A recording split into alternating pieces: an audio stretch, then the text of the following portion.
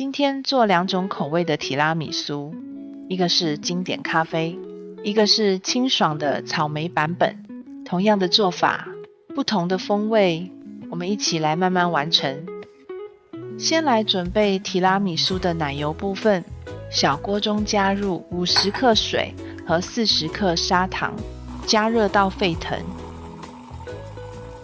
同时把2个蛋黄打散，糖水煮好后，慢慢分次倒入蛋黄中，一边捣一边搅拌。接着加入提前泡软的5克吉利丁片，搅拌至完全融化。然后加入室温软化的 mascarpone， 用蛋抽搅拌至顺滑细腻。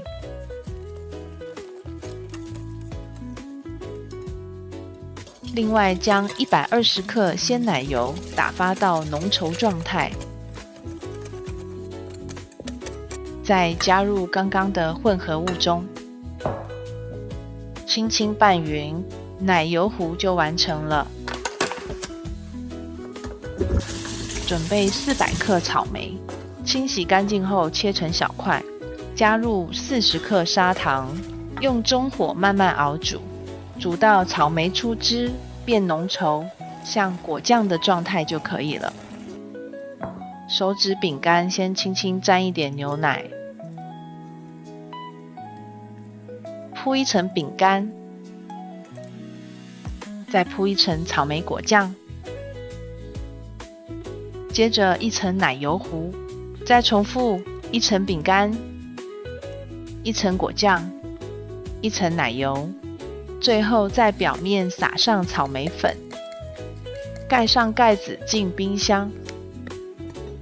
手指饼干沾咖啡，铺一层饼干，再一层奶油糊，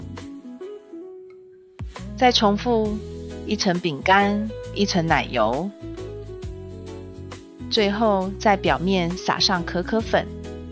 做好之后放入冰箱冷藏至少4小时，让整体口感更稳定，也更好吃。咖啡版本带一点微苦，草莓版本则是清爽酸甜。同样是提拉米苏，却有完全不同的感觉。你会更喜欢哪一种呢？如果你喜欢这种简单又温暖的家庭甜点，欢迎订阅饭香甜点屋。